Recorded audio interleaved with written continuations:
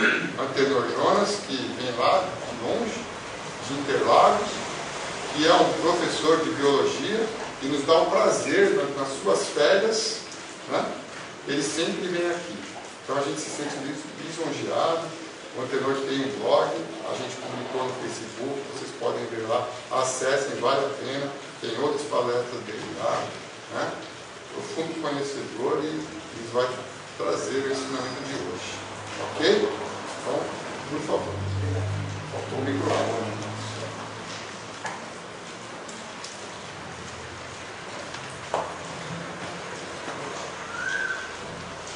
Então, uma boa noite a todos. Boa noite. Que a paz, o amor do querido Mestre Jesus esteja com todos. É sempre uma grande alegria retornar a esta casa, a qual nos sentimos tão envolvidos amorosamente, com tanto carinho, com tanto amor pelos companheiros, ou dos companheiros encarnados e desencarnados. Quando adentramos aqui, sentimos a presença da espiritualidade nos apoiando.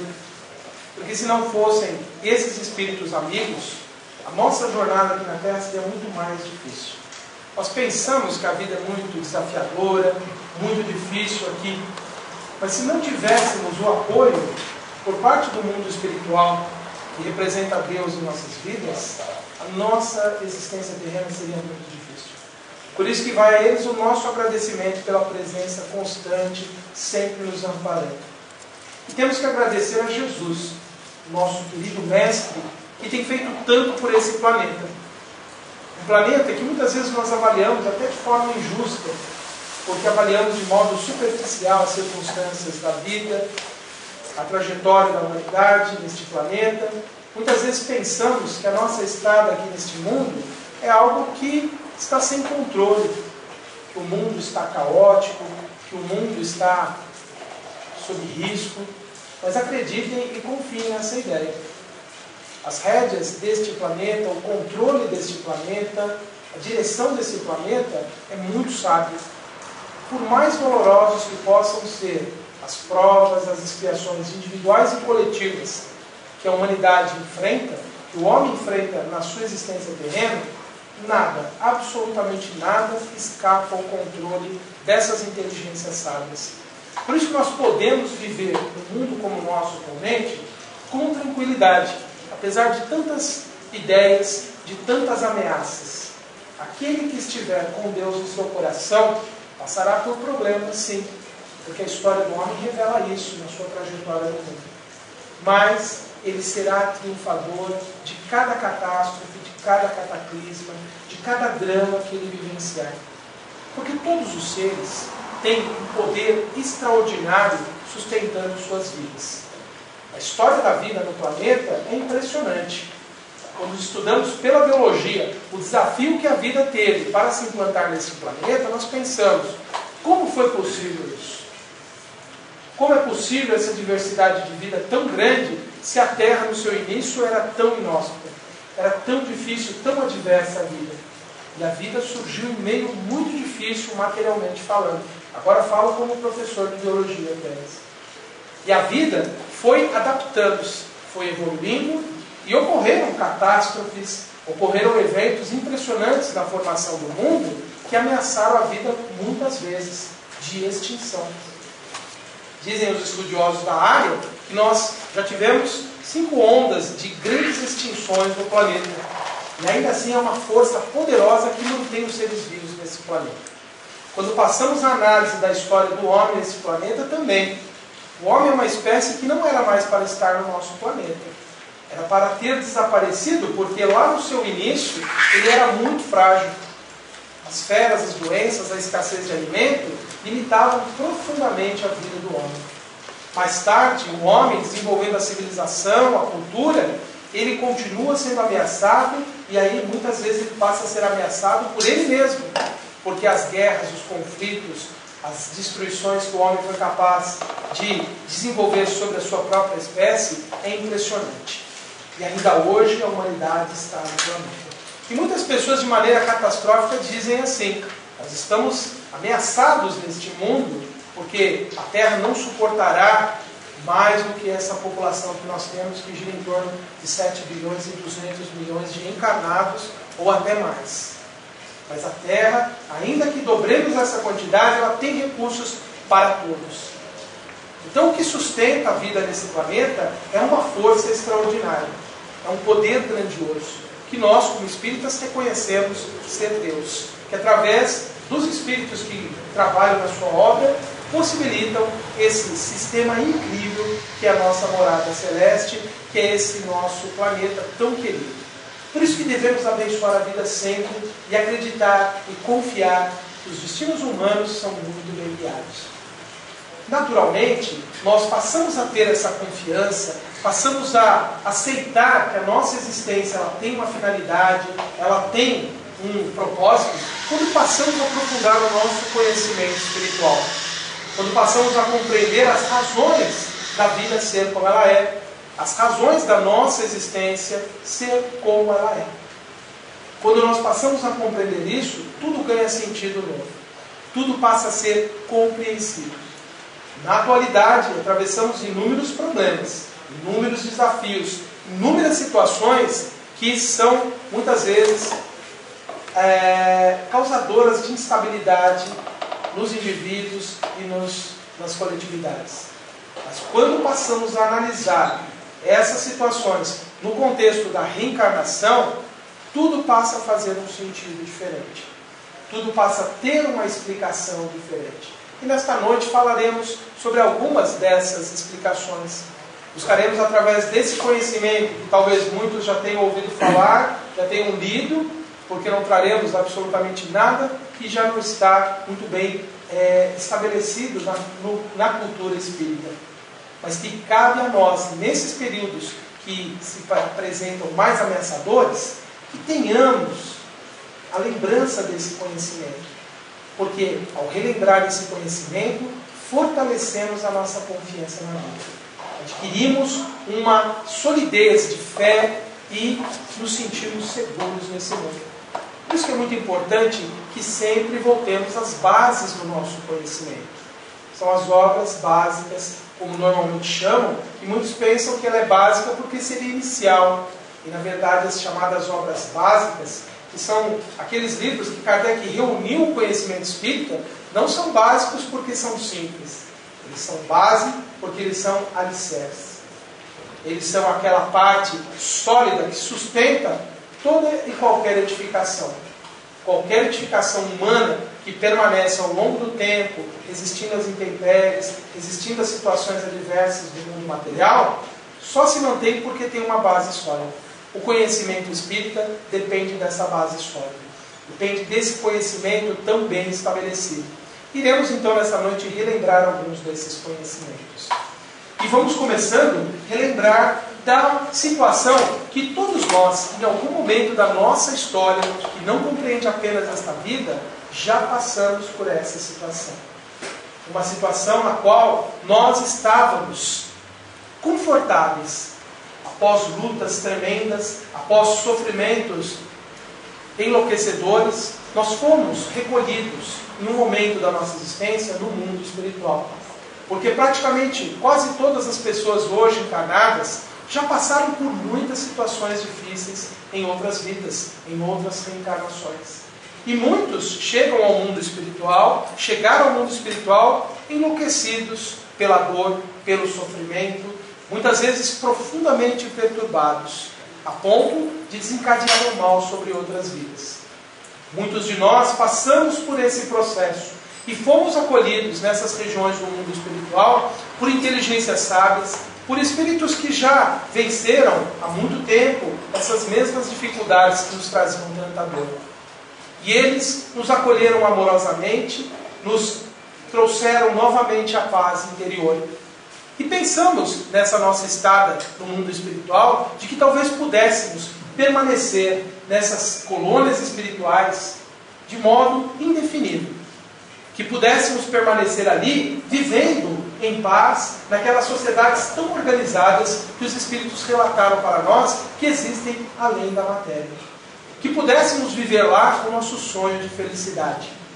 Mas em algum momento, tocados pela nossa consciência, ou pela necessidade urgente de conseguirmos reconciliação, conseguirmos a pacificação da nossa vida com a de outras pessoas, reconhecemos a necessidade de voltarmos para este mundo. E não podemos mais ficar naquele local. E então retornamos a essa vida. E por mais incrível que pareça, todos nós pedimos as condições que nós estamos aqui. Se não tínhamos a lucidez para pedir essas condições de vida que nós temos hoje, alguém mais sábio do que nós nos apontou qual deveria ser a experiência que viveríamos nesta vida. E aí alguém perguntaria assim agora para mim: mas como é possível eu pedir doença, dor, escassez? Eu pedir pessoas difíceis no meu caminho? Como é possível eu pedir, antes de vir para essa vida, uma vida tão infeliz quanto a que eu tenho? Mas é assim mesmo que funciona. Quando nos conscientizamos da grande necessidade, como espíritos, de evoluir, de alcançar algo além, nós reconhecemos que as lutas do mundo material, os desafios da vida material, são fundamentais para alcançarmos esses estágios superiores. Podemos fazer um paralelo com a vida do estudante, que aqui na Terra se propõe a passar longas horas da sua vida, um período da sua vida, se preparando para ingressar num curso muito concorrido. Para ingressar nesse curso muito concorrido, que também exigirá dele muito sacrifício, muito empenho. São esses estudantes que se preparam para passar por um vestibular, ingressar numa universidade e ali realizar os seus estudos. E eles sabem que terão muitos desafios, terão situações incômodas, situações desconfortáveis para viver e alcançar aquele resultado que é a aquisição daquele conhecimento.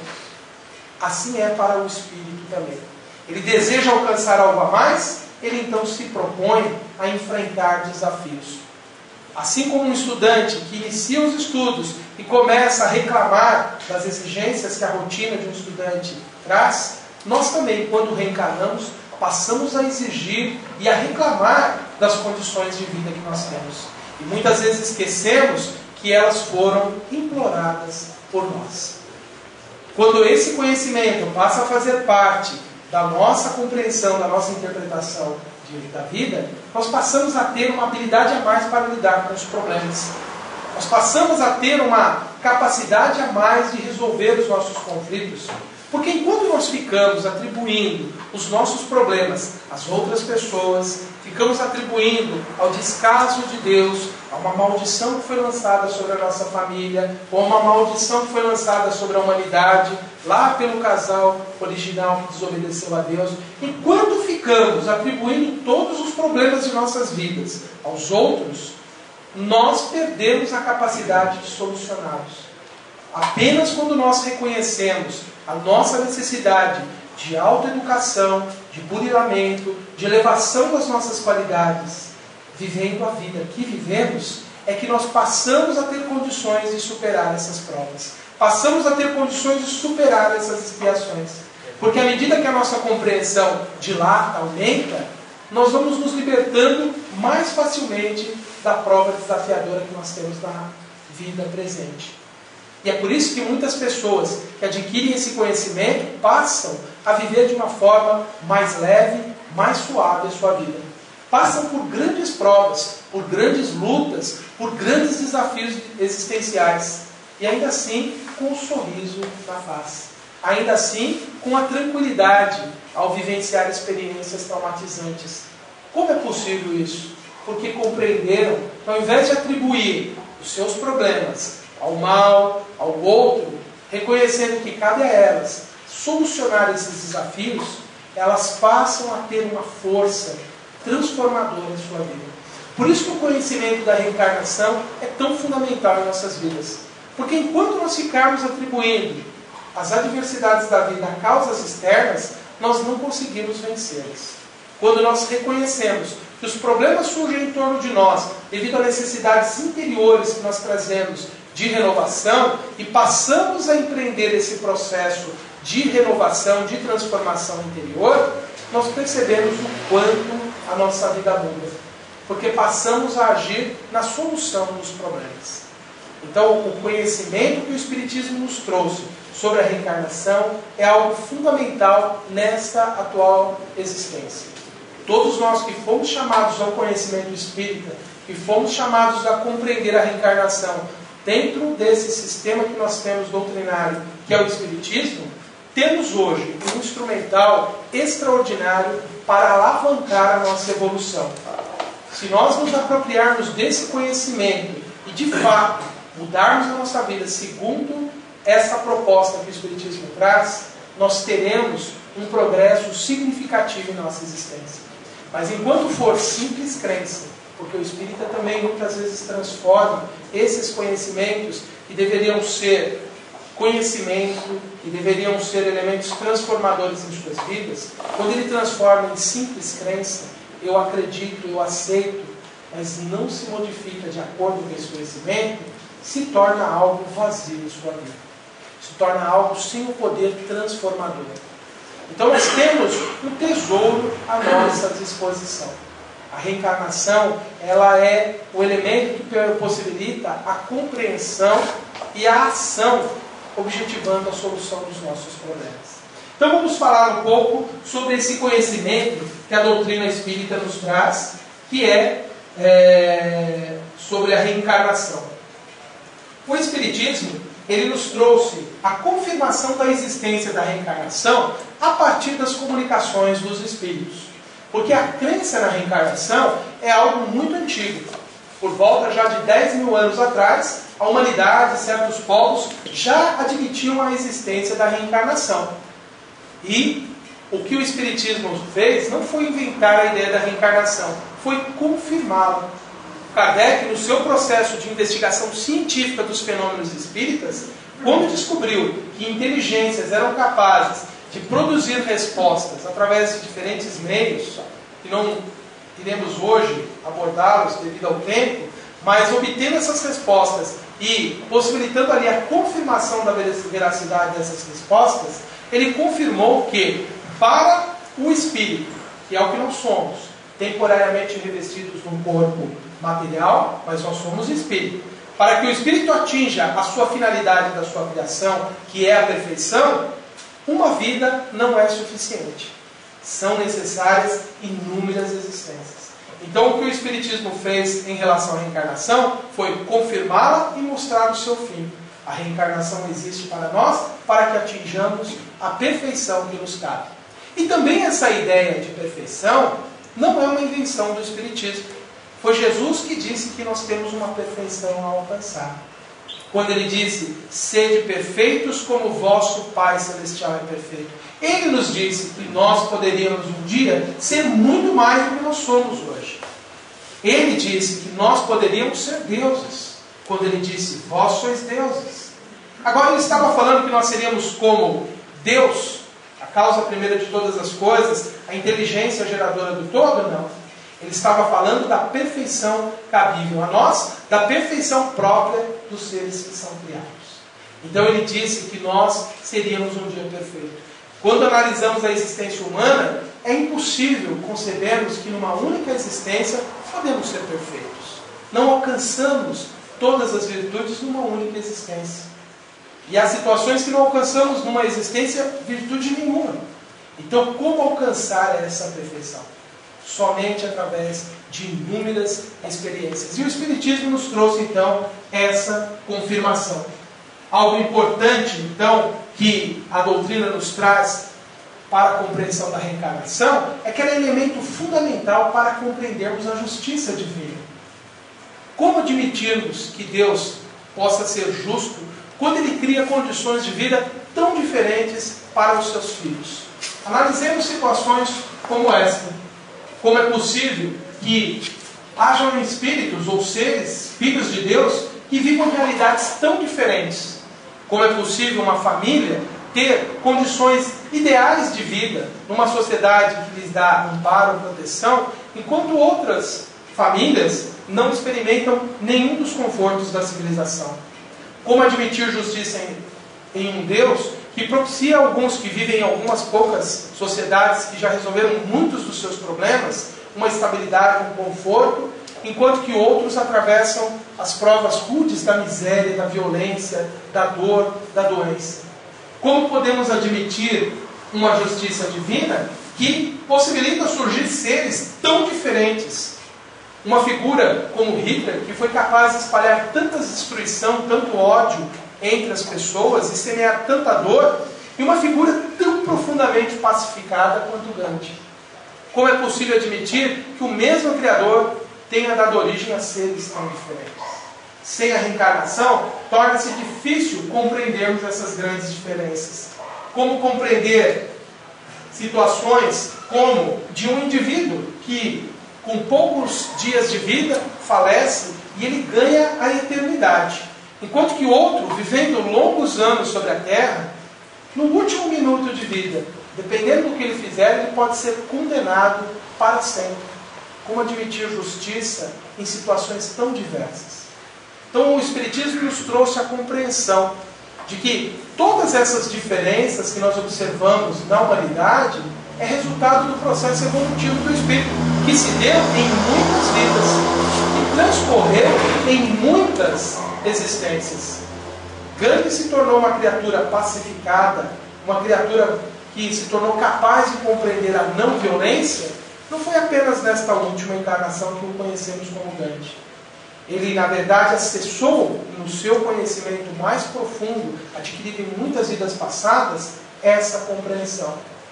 Assim como Hitler não se tornou o carrasco de um povo inteiro, de milhares de pessoas, e vamos ser justos, não foi apenas ele, mas inúmeros outros que o apoiaram também, não se tornaram perversos numa única existência.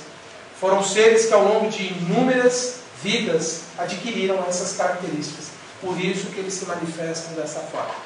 Poderíamos trazer ainda inúmeros argumentos, como por exemplo, justificando e evidenciando a existência da reencarnação, como o caso de seres que trazem habilidades incríveis com poucos anos de vida. Uma criança de 4 anos tocar piano como se ela fosse um estudioso de longa data. Alguém que tenha se tornado ali um estudioso por muitos anos. Como explicar que uma criança tenha recordações minuciosas de como ela morreu numa vida anterior?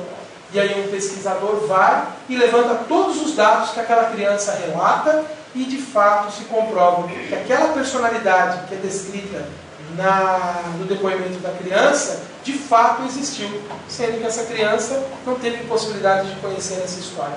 Então, se nós formos levantar, existem inúmeros argumentos que demonstram que a reencarnação é parte da natureza humana. É importante que saibamos e conheçamos essa situação para compreendermos hoje, então, a nossa vida. Mas nessa noite, nós vamos buscar o conhecimento da reencarnação pautados principalmente em 2 narrativas que nós temos, baseadas então nos evangelhos, que trazem ali alguns fragmentos de experiências vividas pelos discípulos junto a Jesus. Numa dessas primeiras narrativas, então, os discípulos vão e perguntam a Jesus: por que dizem os escribas ser preciso que antes volte Elias? Vamos relembrar quem foi Elias. Elias foi um grande profeta do povo judeu que vivera cerca de 900 anos antes de Jesus. E, por volta mais ou menos do século V a.C., 400 anos depois, mais ou menos, de Elias, um outro profeta chamado Malaquias prenunciou que quando viesse o grande esperado, que eles chamavam de Messias, aquele que viria a ser o redentor do povo hebreu, aquele que levaria o povo hebreu, o povo judeu, a se tornar superior aos outros povos, antes que ele viesse, teria que vir o profeta Elias novamente. Então, esse era um conhecimento que fazia parte da cultura dos judeus no tempo de Jesus. Eles sabiam que para vir o Messias esperado, era necessário que voltasse à vida o profeta Elias. Isso por causa da profecia então de Malaquias. Então os discípulos vão perguntar para Jesus, que era o mestre deles: por que dizem os escribas, os fariseus, esses homens tão estudiosos da religião de Moisés, da nossa religião, que antes do Senhor vir, deveria vir Elias aqui para anunciar a sua vinda? Porque eles não tinham visto o profeta Elias. Ninguém se apresentara como Elias. E aí Jesus vai responder a eles assim, então: é verdade que que Elias há de vir e restabelecer todas as coisas. Mas eu vos declaro que Elias já veio e eles não o conheceram e o trataram como lhes aprouve, como eles quiseram. E é assim que farão sofrer o Filho do Homem. Então Jesus confirma que a profecia de Malaquias era verdade. Antes de vir Jesus, viria o profeta Elias. E aí o que o Evangelho vai trazer de conclusão? Nós vamos encontrar lá nos Evangelhos de Mateus e Marcos, nos capítulos 17 e 9, os versículos ali indicados. Então, seus discípulos compreenderam que fora de João Batista que ele falara. Jesus, ao dizer que Elias tinha voltado, ele estava afirmando categoricamente que existia reencarnação. É que no tempo dos judeus, eles não tinham uma compreensão muito clara de como era o processo. Tanto é que nós vamos ver pelo diálogo que Jesus tem com Nicodemos, essa dificuldade que eles tinham de entender exatamente como era uma volta de alguém que já tinha morrido. E aí então, Jesus confirma de forma assim indiscutível que reencarnação existia. Por que ele está confirmando que é reencarnação e não algo simbólico, metafórico, associando a figura de João Batista com Elias? Porque João Batista, todos sabem pela história do Evangelho, ele foi uma criança conhecida pelo povo. Ele nasceu como nasciam as pessoas na época. Nasceu de um parto natural. Então ele não poderia ser o profeta Elias que voltou com o seu corpo vindo lá dos céus para se tornar João Batista. João Batista é uma figura histórica que nasceu como todo mundo nasceu. Então como poderia ele ser o profeta Elias? Só poderia ser a reencarnação de Elias. E o mais impressionante de tudo, Jesus está confirmando também a chamada lei de ação e reação.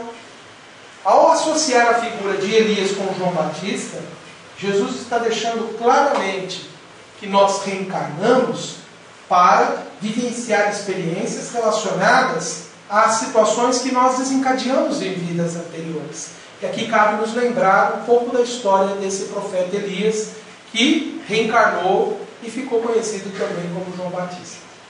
Elias, ele era um grande defensor das crenças, dos valores que os judeus cultivavam. Como profeta, ele tinha uma importância que ia além da revelação espiritual. Os profetas eram elementos também agregadores do povo. Através das suas palavras, ajudava a manter a unidade daquele povo que tinha uma missão especial.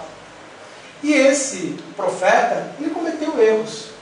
Elias, na sua defesa de forma apaixonada da lei mosaica, da defesa da existência de Yahvé, o Deus único, ele incitou os seus seguidores a assassinarem homens que acreditavam em outras divindades. Uma disputa que ele trava com esses sacerdotes, ele vence essa disputa, não vamos entrar nos detalhes dela, mas o que ele então incita o povo? A matarem esses homens. Diz que teriam sido aí em torno de 500 os sacerdotes. Elias então, ele desencadeou das suas ações, embora com a sua intenção pudesse na época ser considerada louvável, porque ele defendia os seus pontos de vista, a forma como ele conduziu levou pessoas ao sofrimento. E é onde ele se tornou responsável e passaria a ter a necessidade de passar por uma experiência que lhe mostrasse que desencadear a violência contra alguém gera violência contra nós mesmos. Nesse processo de provocar a morte desses homens, ele levou essas pessoas a cortarem a garganta, em alguns casos a deceparem as cabeças desses sacerdotes de Baal. E o que acontece quando ele vem reencarnar como João Batista? Ele passa pela prova final por ter desencadeado esse sofrimento 900 anos antes. Todos conhecem a história de que João Batista morreu também com a sua cabeça cortada. Ele experimenta a última experiência necessária para que consolidasse nele a ideia de que defender um ideal, defender um valor, um princípio, não pode ser jamais baseado na violência. Então, João Batista experimenta a sua última experiência que foi necessária para consolidar nele esse conhecimento. Então nós vemos nessa passagem do Evangelho, podemos consultar em qualquer Bíblia, capítulo 17 de Mateus, capítulo 9 de Marcos, Jesus afirmando categoricamente a existência da reencarnação e a existência da lei de ação e reação. Que reencarnamos para experimentar, para vivenciar experiências, não para pagar uma dívida do passado, não para sermos punidos por erros que nós praticamos, mas para vivenciarmos situações que desencadeamos nos outros e que possamos compreender que elas não são cabíveis para nós. Ele aprendeu o princípio da não violência, porque João Batista, nesta última existência, ele revelou as mesmas características que Elias, um forte defensor dos seus valores, dos seus princípios, uma personalidade de grande vigor intelectual, de uma grande paixão por aquilo que ele acreditava, mas já sem a violência. Porque ele tinha discípulos também, ele poderia se proteger, mas como espírito já consciente da sua necessidade, ele aceita a prova final, que é a sua morte, como ele experimentou. Então ele, ao reencarnar assim, ele já era sabedor da sua experiência final nesta encarnação que ele conheceu. Mas nunca subestimemos a figura de João Batista, porque Jesus disse que dentre aqueles daquela época que viviam, ele era dos maiores. Porque já era um espírito capaz de compreender a necessidade da renovação interior. Por isso que ele pregava nas suas pregações ali no deserto a necessidade de arrependimento, das pessoas reconhecerem os seus erros para estarem mais próximas de Deus. Enquanto o ensinamento na época geral era: dê um presente material a Deus para agradá-lo, dê um carneiro, dê uma pomba no templo como sacrifício, ele começava a dizer algo que Jesus viria dizer: o sacrifício que Deus espera de nós não são de coisas materiais, mas são o sacrifício das nossas paixões. Por isso que ele pregava: arrependam-se do que vocês fizeram já de errado, revejam o seu mundo interior. Naturalmente ele falava com outras palavras próprias à mentalidade daquela época, mas a essência do seu ensinamento é essa, de o indivíduo perceber que ele está em falta, e se ele quer estar próximo de Deus, se ele quer ser, dentro da mentalidade da época, agradável a Deus, é necessário que ele modifique os seus sentimentos, que ele se torne humilde, pacífico, que ele não tenha raiva de ninguém, que ele se torne alguém capaz de auxiliar até mesmo os seus inimigos. E ele já trazia como missão preparar a mentalidade das pessoas para receber os ensinamentos de Jesus. Então, por isso que ele vai ser aí uma figura tão importante no início do cristianismo. Mas Jesus foi falar sobre a reencarnação também num outro contexto. E aqui nós percebemos claramente a grande didática de Jesus, a capacidade extraordinária que ele tinha de tratar de assuntos de forma diferente, de acordo com as condições de cada pessoa. Para os discípulos, ele é categórico ao associar a figura de Elias à de João Batista, demonstrando a existência de reencarnação. Quando Nicodemos procura Jesus, aqui na imagem representada então pela pessoa ali da direita, e é algo muito sugestivo, o pintor que criou essa imagem foi talvez até inspirado, ele põe entre Jesus e o homem sábio do mundo, ele põe a luz, que é um elemento clareador, é um elemento que traz a elucidação, que traz o conhecimento da realidade. É muito sugestiva a imagem. E Nicodemos procura Jesus de uma forma mais reservada, porque ele queria questionar Jesus, talvez desejando saber se ele realmente era mestre, talvez necessitado de maiores esclarecimentos sobre a própria missão de Jesus, mas ele demonstra uma certa dificuldade, que era típica já daquela época, de compreender realmente a reencarnação. O Evangelho não traz exatamente como aconteceu o início dessa conversa, mas ficou assim. Jesus começou a conversa dizendo assim, ou melhor, ao responder a Nicodemos assim: como pode nascer um homem já velho? Pode tornar a entrar no ventre de sua mãe para nascer uma segunda vez? Ou melhor, é quando Jesus diz para ele assim inicialmente: em verdade eu vos digo que é necessário nascer de novo. E aí Nicodemos vem com essa pergunta: como nascer de novo? E aí Jesus vai desenvolver com ele um diálogo que é mais filosófico, é mais dialético do que propriamente uma explicação taxativa como ele fez com os discípulos. Jesus vai dizer para ele assim: olha, em verdade vos digo, se um homem não renasce da água e do Espírito, não pode entrar no reino de Deus. O que é nascido da carne é carne, o que é nascido do Espírito é Espírito.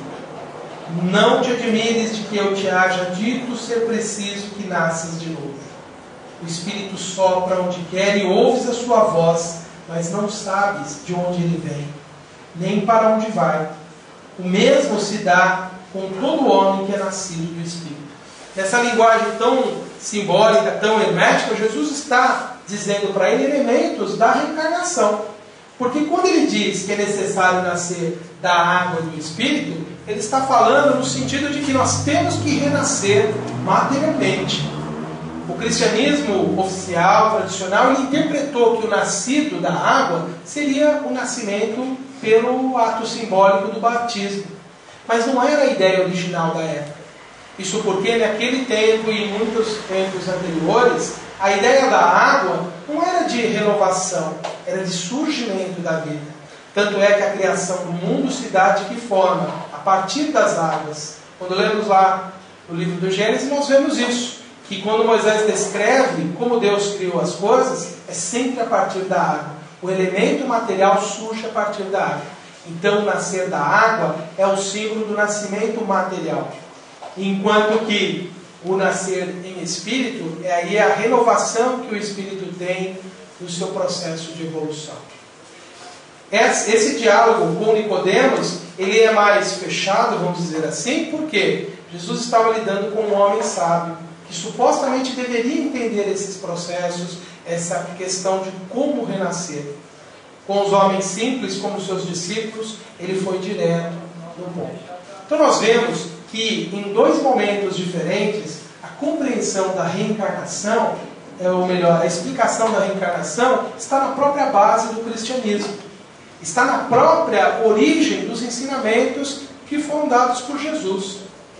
Foram retirados esses ensinamentos do conjunto do conhecimento cristão, por quê? Outras ideias foram mais confortáveis para a época. Também não vamos entrar muito nessa explicação histórica. Ela é muito debatida, ela é muito contestada, mas nós podemos dizer que o que imperou naquele tempo em abolir a ideia da reencarnação como algo necessário ao homem é porque ela é uma ideia profundamente incômoda. A reencarnação, ela tira a responsabilidade dos problemas da nossa vida do suposto antagonista de Deus, tira a responsabilidade dos problemas que a humanidade tem de Adão e Eva, vai tirando a responsabilidade dessas figuras mitológicas, dessas figuras que o homem criou para interpretar fatos que ele não compreendia bem, e transfere a responsabilidade para o próprio indivíduo. O grande problema, e muitos rejeitam a ideia da reencarnação, não é por questões teológicas, não é por demonstrações que provam que a reencarnação não existe. É que a reencarnação é uma ideia muito incômoda. Ela nos coloca como necessária a nossa mudança. Eu não posso transferir os meus erros para ninguém. Eu não posso transferir a minha culpa para Jesus. Na nossa formação religiosa por muitos séculos, nós acreditamos que o sangue derramado de Jesus pagaria todas as nossas faltas com Deus, limparia a nossa ficha com Deus, desde que nós aceitássemos Jesus.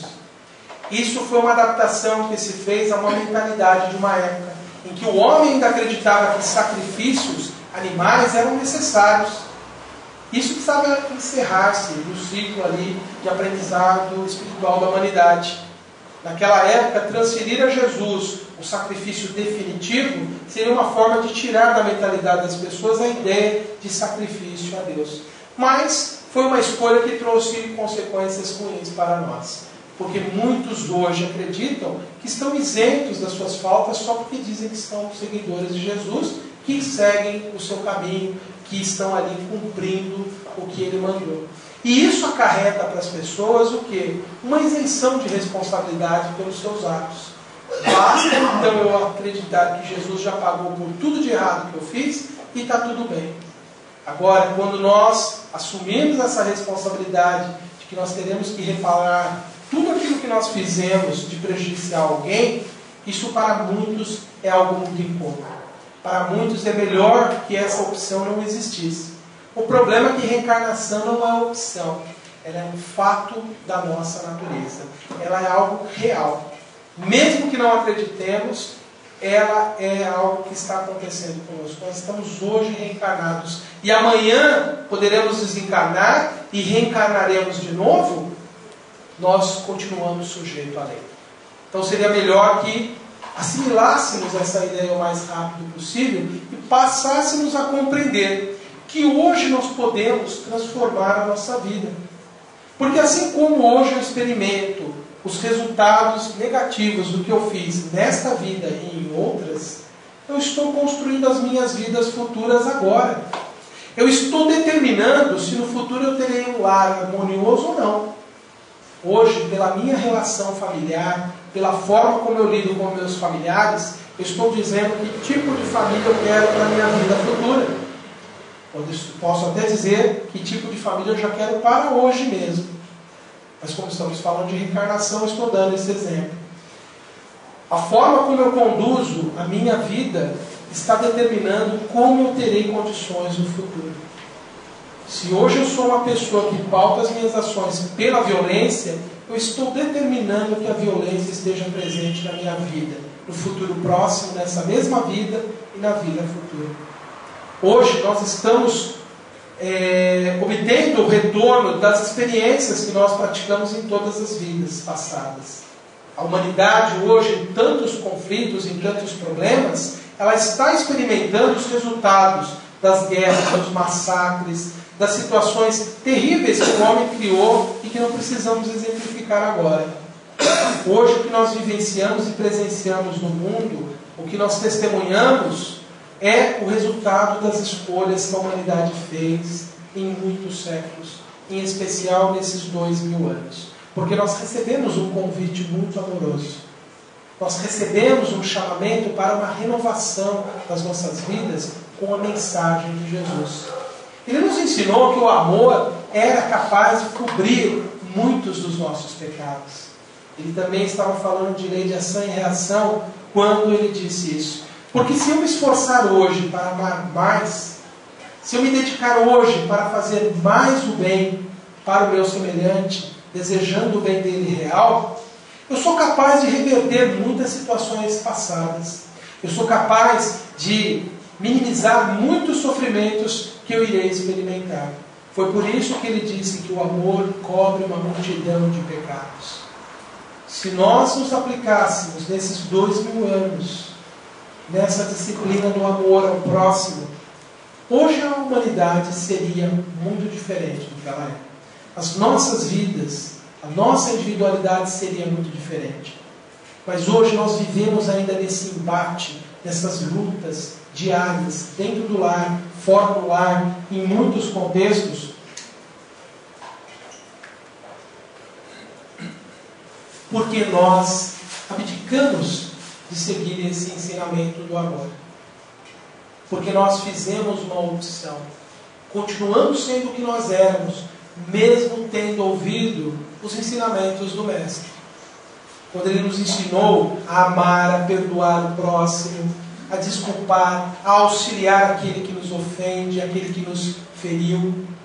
Ele estava nos dando a receita de como minimizar as nossas dores, de como transformar a nossa vida de forma mais rápida, mais pronta, algo que fosse mais compensador.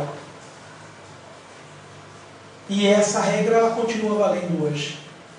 Nós podemos, a partir de uma mudança, hoje, na nossa consciência, a partir de uma decisão pessoal, de termos mais empenho, mais dedicação em observar o amar uns aos outros, nós podemos mudar a nossa vida desde já.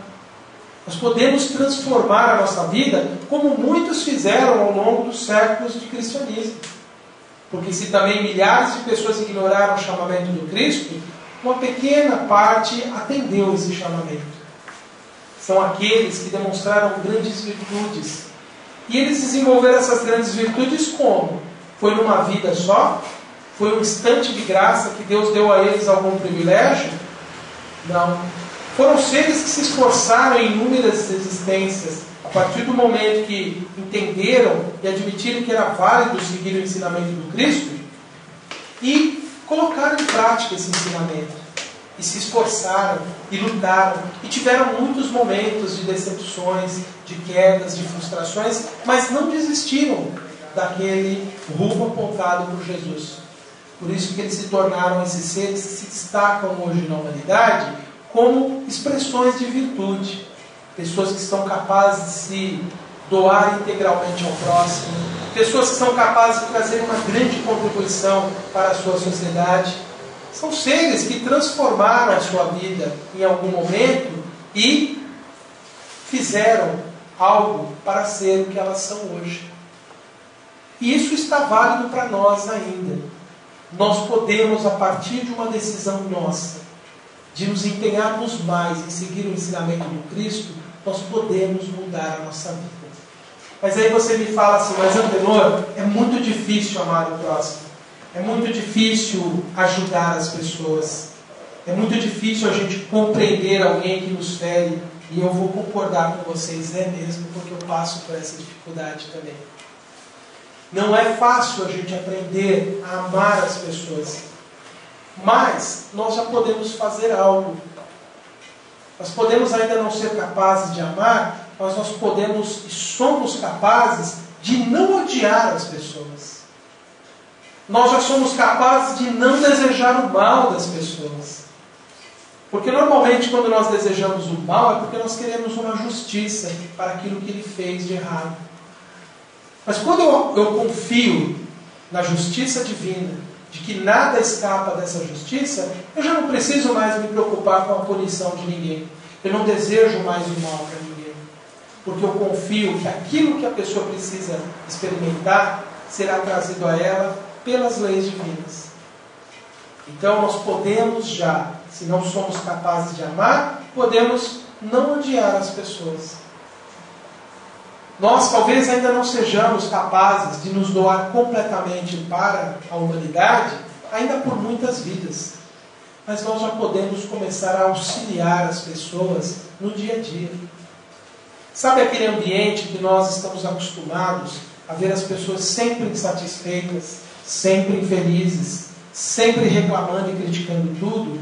Ambiente que muitas vezes nós contribuímos para ser assim. Nós podemos passar a ser diferentes desse ambiente, começando a não mais reclamar, começando a não mais apontar apenas defeitos nas pessoas, nas instituições, nas associações. Nós podemos já não estar mais naquela onda de negativismo que impera em tantos meios. Essa pode ser a nossa iniciação nesse processo de se doar à humanidade.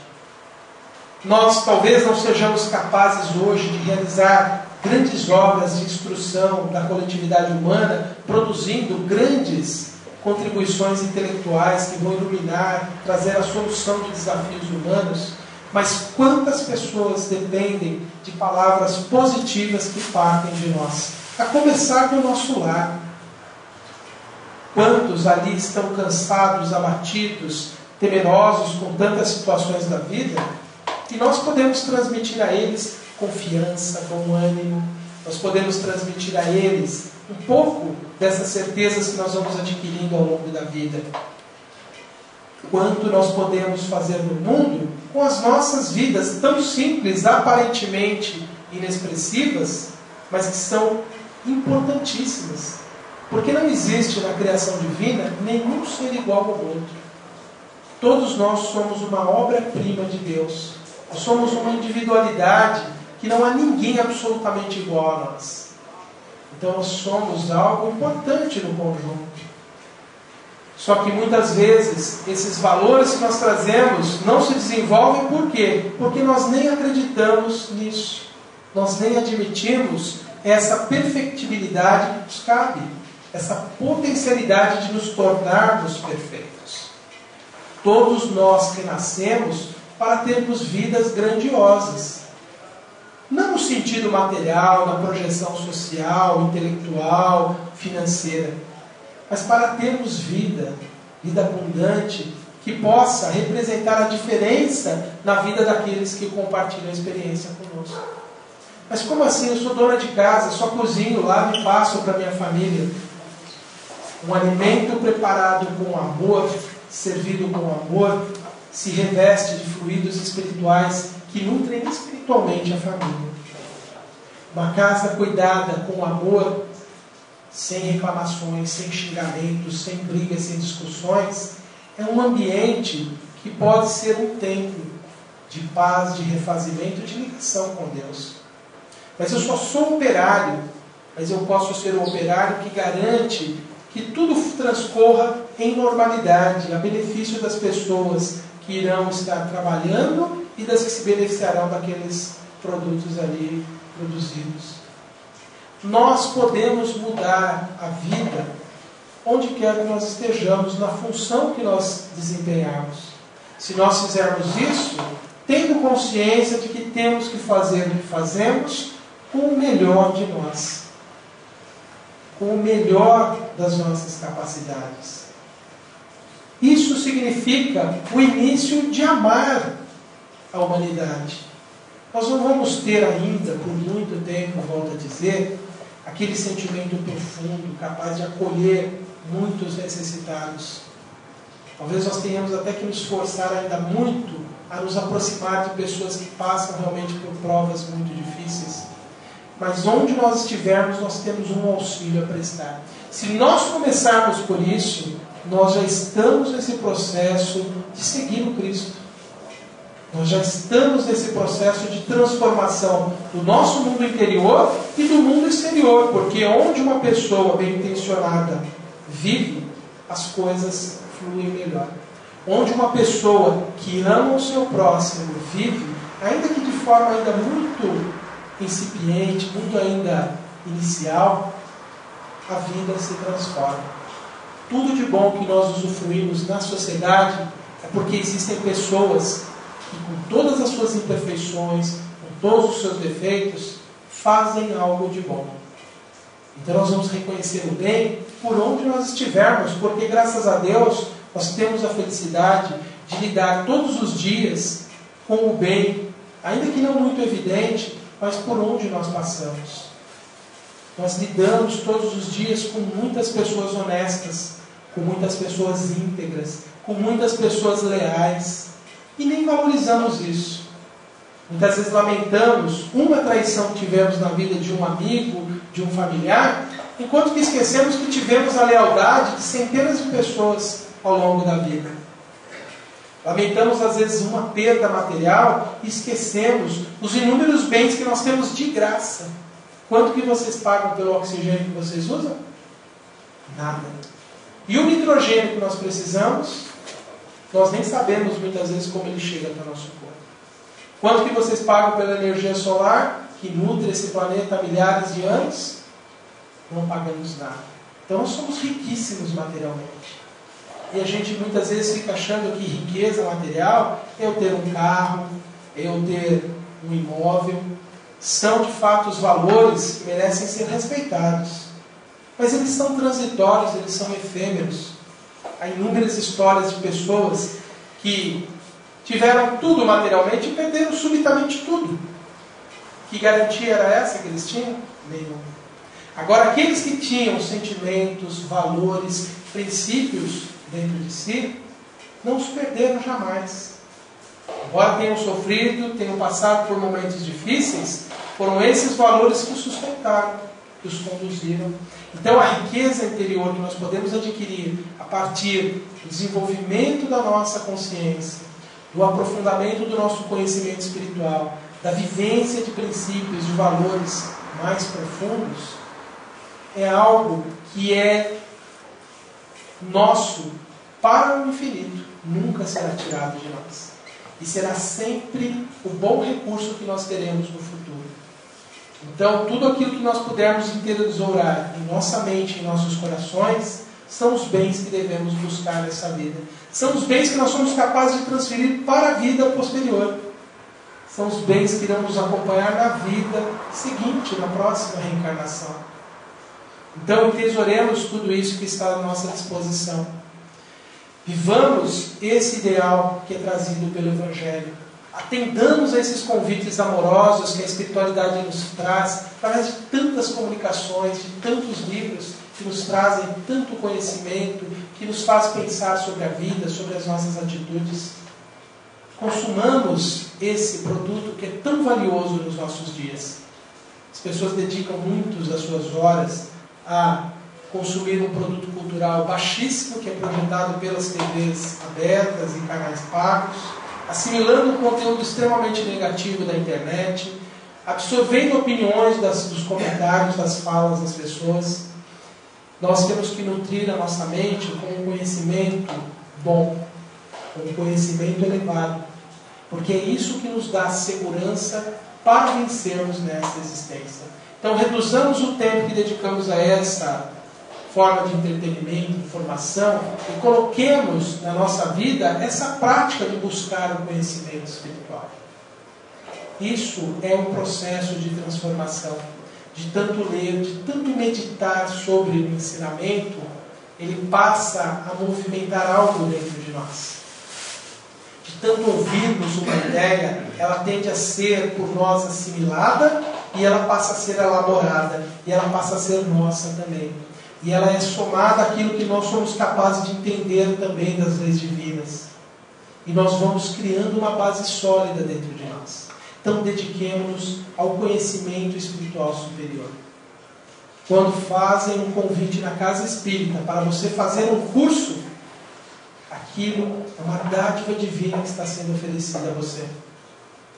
Quando dizem assim, precisamos da ajuda para fazer isso, é uma grande oportunidade do bem que nós temos.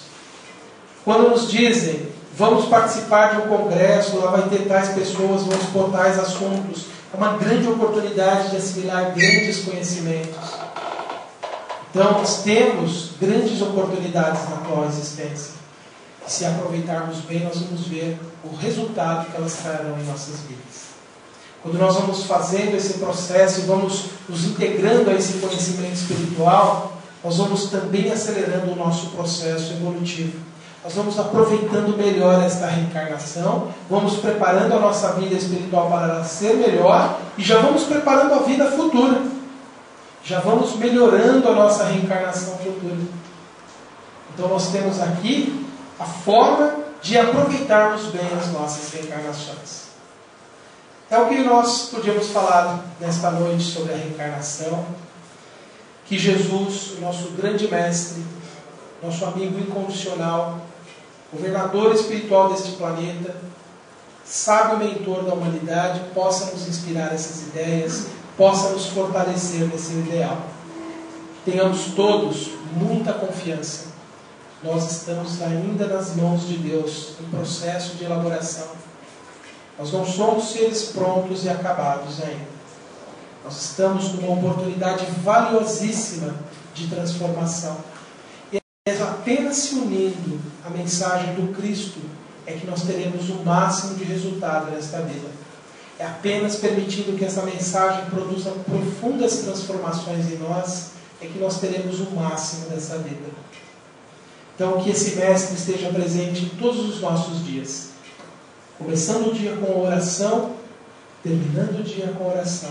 E ao longo do dia, pensamentos voltados a esse grande mestre da humanidade, a esse ser tão importante em nossas vidas.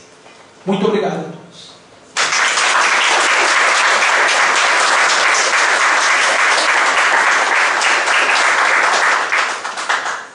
Muito bom, né? Começa a falar.